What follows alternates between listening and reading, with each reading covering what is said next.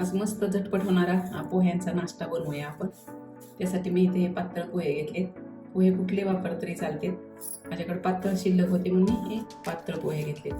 दररोजचे आपण जे जाड पोहे असतो, कांदे पोहे करतो, ते घेतले तरी सुद्धा चालते. पोहे अगोदर आपल्याला स्वच्छ धुवून घ्यायचे. आता हे पोहे धुवून घेतले. आता हे आपण 10 मिनिटं झाकून ठेवूया. आता पोह्यामध्ये टाकण्यासाठी मी इथं काही भाज्या घेतल्यात. तर हे गाजर घेतले बारीक कापून, आणि हा ओला वाटाणा थोडा मिक्सरला भरड करून घेतलाय, आणि हा एक कांदा घेतलाय बारीक चिरून. या तिन्ही भाज्या आपल्याला तेलावरती थोड्याशा परतून घ्यायच्या. कढईमध्ये मी 1 चमचा तेल टाकलेले, त्यामध्ये थोडे जिरे टाकूया. जिरे फुटले की हा बारीक चिरलेला कांदा टाकायचा. हा कांदा लालसर व्हायला लागलेला आहे. यामध्ये आपल्याला एक गाजर टाकून घ्यायचं. यामध्ये शेंगदाणे सुद्धा वापरू शकता, किंवा कोबी सुद्धा बारीक किसून वापरू शकता. हे गाजर 2 मिनिटं परतून घ्यायचं.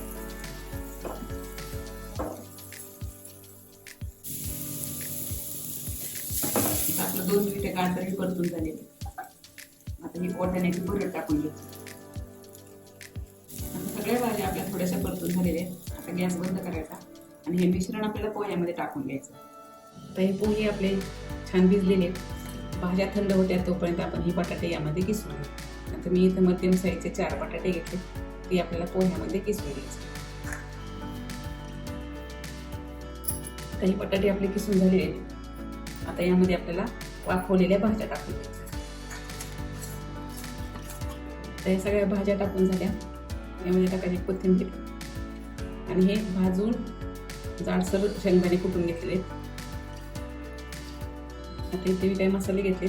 थोडीशी साखर घेतली, धना पावडर, मिरची पावडर आणि चवीनुसार मीठ.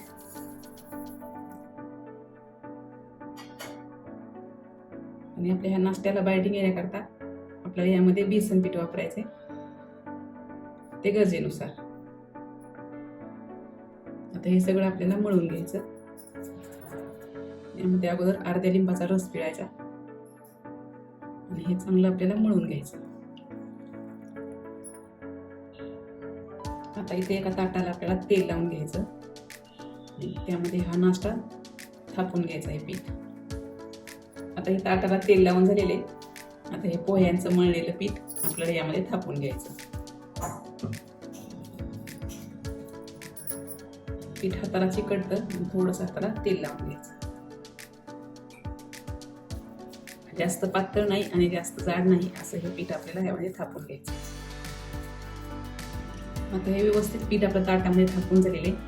हे आपल्याला अर्धा तास फ्रीजमध्ये ठेवायचं. अर्धा तास झालेले. आता हे पीठ मी फ्रीजमधून बाहेर काढले. याचे आपल्याला उभे काप करून घ्यायचे. तुम्हाला पाहिजे तसं हे त्या आकारामध्ये तुम्ही कापू शकता. मस्त असं निघलेले हे आपल्याला तळून घ्यायचं. त्यासाठी आपल्याला एक मैद्याचं बॅटर तयार करून घ्यायचं. आता इथे मी 3 चमचे मैदा घेतलेला आहे. त्यामध्ये 1 चमचा हे कॉर्नफ्लॉवर टाकायचं, थोडं मीठ टाकायचं,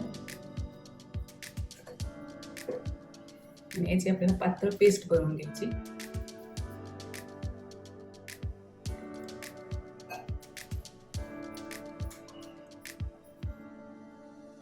आता ही मैद्याची पेस्ट बनवून तयार झालेली. आता मी इथे थोडेसे हे कॉर्नफ्लेक्स घेतले, ते थोडेसे आपल्याला असे बारीक करून घेतले.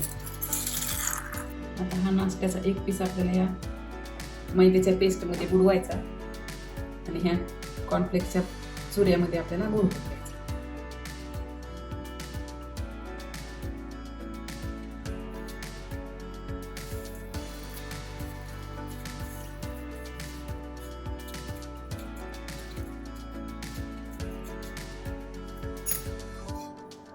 प्लेटमध्ये आपण काढून घेऊ.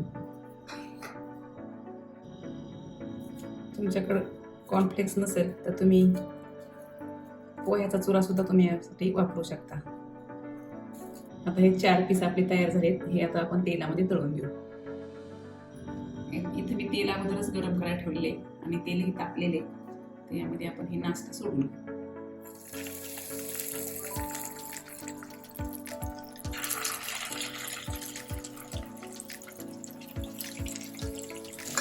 मंद गॅसवरती आपल्याला हे लास्ट होईपर्यंत भाजून घ्यायचे. तर 2-3 मिनिटं झाले आपण ही भाजून द्यायची, पलटून घ्यायची.